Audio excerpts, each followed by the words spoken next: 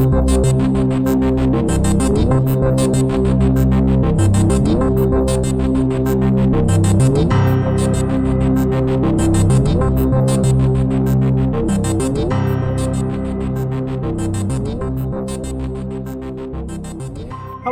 and welcome to the 9th episode of Season 10 of the Dark Money Files, in which we shine a light into a murky world.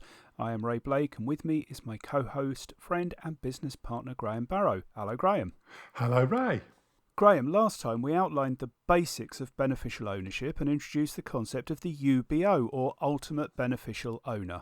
We did, but there's much more to do if we're going to cover this fully.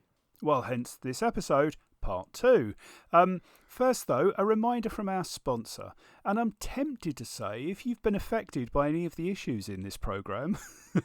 We'll move on. Thanks to a new product called Cure, K-U-R-E, by fund administration experts Deep Pool, firms are finding it much easier to resolve beneficial ownership issues. It's able to pull all relevant data from anywhere in the world to give their clients a single real-time, accurate, global investor record. That sounds great, doesn't it? And it manages the entire onboarding life cycle, start to finish, saving them from huge wastes of time as well as from a huge reputational risk issue. You can find out more, Ray, and everybody listening, at deep-pool.com. Yeah, absolutely. And if you have been affected by any of the issues in the last programme, that may be something that you would like to investigate. So where did we leave things last time, Graham?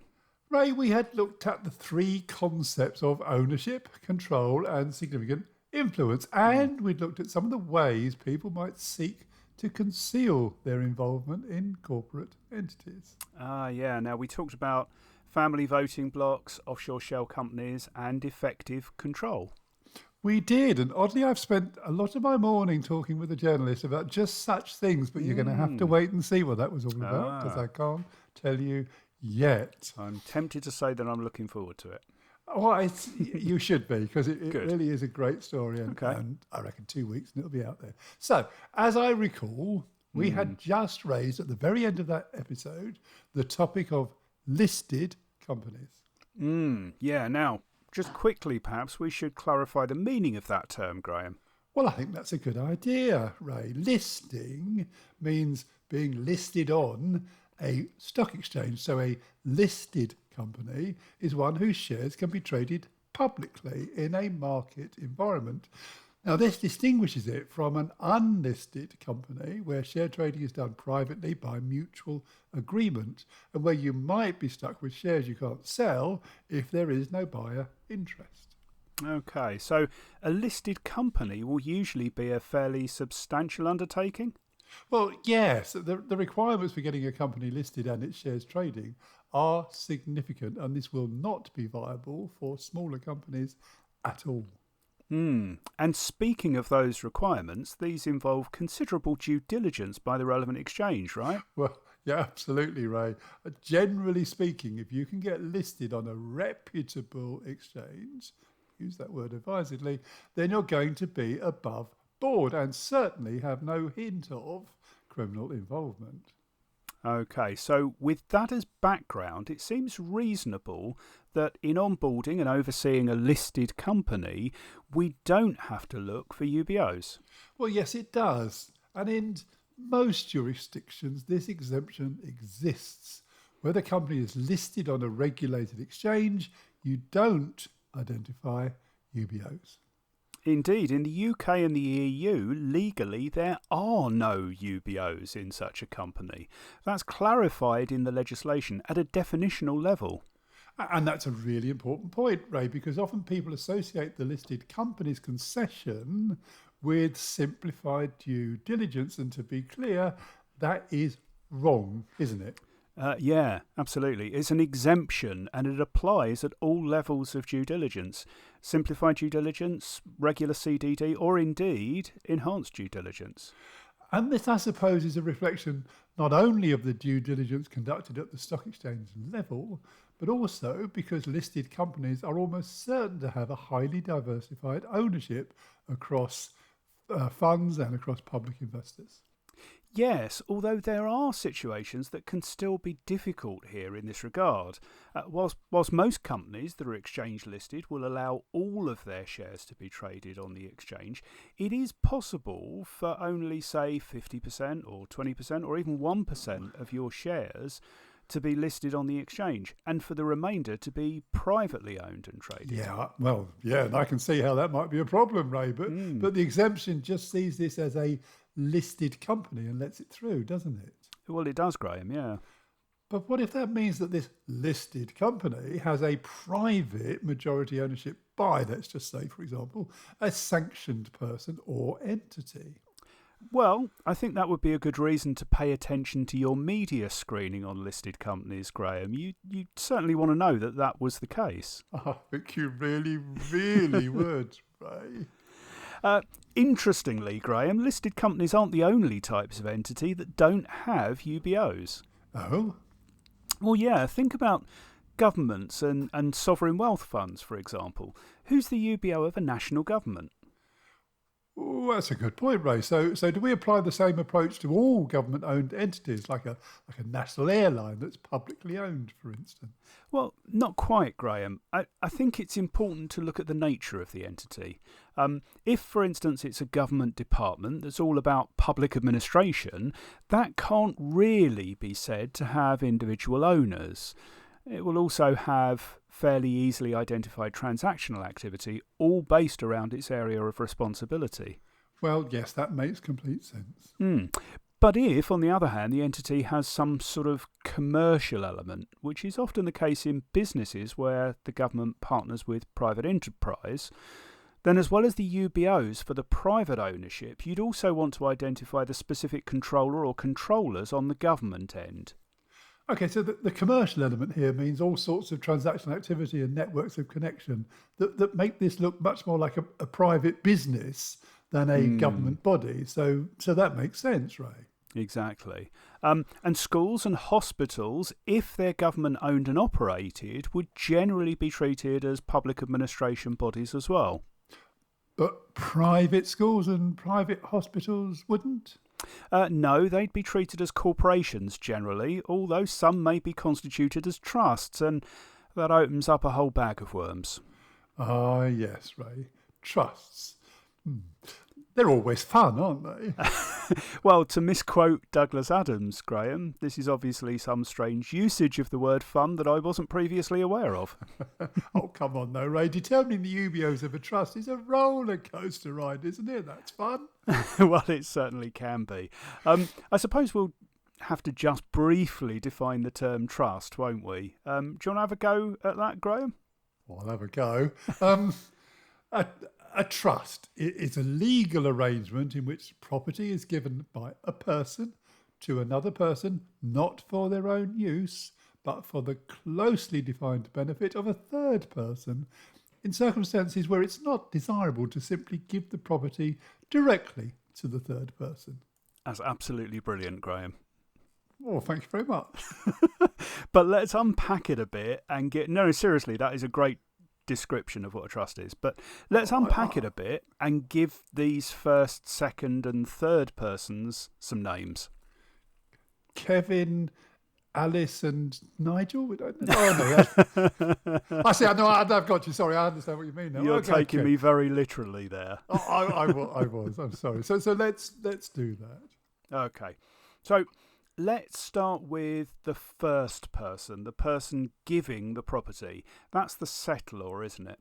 Yes, the settlor with an O, rather than a settler with an E, is the person who puts money into a trust, and it's always an individual. Great. And the second person. This is the person who the settlor gives the property to look after. But they can't keep it personally. It doesn't belong to them. Quite right. They are called the trustee. And when you think about it, there's a lot of trust involved, actually, isn't there? Well, there certainly is. It's like putting a donut in front of a chap and telling him he can't even taste it. Now, the trustee can be one or more individuals, but it could also be a firm, couldn't it? Yeah, like a firm of solicitors or a special service provider. Okay. So the third person, the one who ends up getting the benefit from this property in some form, that's the beneficiary, right? Yes, it is, Ray. And this could be a person or more than one person or even a whole busload or, if you like, a city full of people. They might be individually named as beneficiaries, or they may just be described as a group of people, like the first team Coventry City players during the 2023-24 season. Okay, I've no idea where that comes from, Ray, but yes, it could be. And to be honest, those poor people need all the help they can get, can't they? Well, they really do. Yeah. Yeah. Now, either way, though, you will have a beneficiary or a number of beneficiaries, or perhaps a class of beneficiaries. I see, more or less. But beneficiaries can't just have the property while it sits in the trust, can they? Not usually, no. They might benefit in a number of different ways. So they might be entitled just to the income from the property, like the rental income from a house that's held in the trust. Yeah, or they might be entitled to all of the property, but not until some future event or time, like when they turn 21 or when they get married or when somebody else dies. You've got it. Different trusts will work differently and allow different types of benefit. Oh, this is really complicated. So, given all of that, who are the UBOs of a trust, Ray? You're not going to like this, Graham. Oh, go on, try me, go on. No, really, you're not. No, come on, tell me. All right, well, first of all, the settlor is a UBO. Well, now that makes sense. The settlor is the person who makes the trust in the first place and puts in all of the assets of the trust. Interestingly, though, as soon as that money is in the trust, the settlor doesn't own it anymore. And in most sensible jurisdictions and trusts, they're not allowed to have any benefit at all from the property once it's in the trust. Well, when you put it that way, they certainly aren't an ultimate beneficial owner in the literal meaning of those words. Nope, but they are legally a UBO from a KYC perspective. Wow, okay. So the settlor is the UBO then? Yeah. But so is the trustee. Oh, okay. Well, I can see that's sensible because although the trustee doesn't really have beneficial ownership, they do have control of the property. That's exactly right, Graham. Great. So the settlor and the trustee then? Yeah, but the trustee could be an entity rather than an individual. And remember that a UBO can't be an entity. So you'd have to look at the UBOs of any trustee that is an entity. Oh, blimey. Okay then. So that's the owners of the firm that act as the trustee. I'd probably be as interested, if not more so, in the actual employee who manages the trust on a day-to-day basis, because they're going to be the effective controller of the trust. Well, and that's a fair point, Ray. So the settlor and the trustee, and if the trustee is corporate, then they're owners or controllers. Yes. And the beneficiaries. Hey? Well, the beneficiaries, Graham. Ultimately, they are the people who benefit from the trust. Yes, although notably they don't own the property and they have no control over it. Now, true as that may be, legally they are UBOs for KYC purposes. Oh, my word. So, if there are multiple beneficiaries, presumably it's only the ones with entitlement to more than 25% of the trust property who qualify. No, Graham. What do you mean, no, Graham? No, Graham. The 25% threshold doesn't apply. All beneficiaries are UBOs. What? Even if you only end up being entitled to a couple of quid, dollars, euro, whatever, way less than 1% of the trust, let's say. Even then. Blimey. But wait, what if you don't know who the individual beneficiaries are yet? I mean, in our Coventry City example, we won't know who all the beneficiaries are until the end of our season, and it's not likely to be the same who start a season. No, fair point. And I can think of examples in different trusts where some beneficiaries might not have even been born yet. I mean, you're right, of course, Graham. And where beneficiaries are named or can be identified, you should identify them as UBOs. But at the very least, you should record the class of people who can be beneficiaries. And are they normally upper class, right? Sorry. No comment, Graham, although almost without exception, the settlers are. Yes. But seriously, what's the point of that, Ray? What, of noting who the class of people who might benefit are? Yeah. Well, if you know the class of beneficiaries, you can look at the transactional activity of the trust and decide whether the outflows are reflective of that class or whether there's something you might want to look at more closely. Yeah, well, yes, I see. Well, and that works. So now we know the full set of UBOs for a trust then. It's the settlor, the trustee, or the owners and controllers of a corporate trustee, plus all the beneficiaries. And if they're not all known, then the class of possible beneficiaries. Yeah. Oh, plus any other person who can exercise any control over the trust. I give up. Well, who could that be? Well, different trusts might assign some powers to people other than the trustee, Graham, and those people would all be UBOs of the trust too. A common example is the protector. Right, now the protector is becoming more common in trusts, isn't it? Yeah, and it arises from something we said earlier about the trustee requiring a fair bit of trust. If you are the settlor handing over a big donut to someone and telling them they can't even taste the donut, they can't even lick the donut, you need to be able to trust their probity and self-control. And remember that as the settlor, once you've put your money in the trust, you've lost all control yourself. So someone had the bright idea of appointing an independent person under the trust with a limited power to hold the trustee to account and to exercise a power that wasn't available to the settlor to remove the trustee and appoint someone else in their place. Although not themselves. Well, not usually, no. No. But that's enough of a power to make the protector of the trust, if there is one, a UBO. Okay, so we have to identify pretty much everyone involved in a trust as a UBO. That's the short version, Graham, yes. And we've been saying trust here, but that general principle applies to a whole range of trust-like structures, doesn't it? Yes, it does, Graham, like foundations and a handful of locally defined legal entity types in different countries. People may have heard of Stiftungs, for instance. You've got to be careful how you say that, haven't you?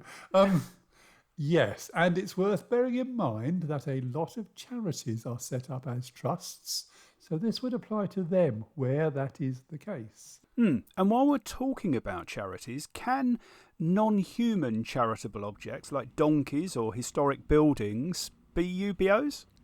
No, Ray, they really, really can't. I think here the obligation would be to identify the charitable causes that the charity exists to support. Right. Again, that would allow you to look at transactional activity and have an informed view on whether it's in line with reasonable expectations. All right. Well, it feels like we've covered a lot of ground in this second episode on beneficial ownership.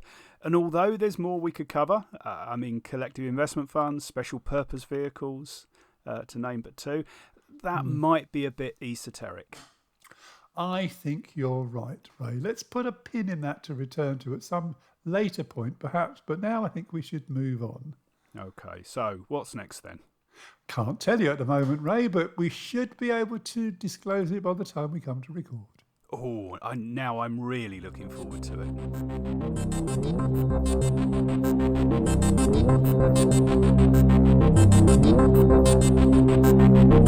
it.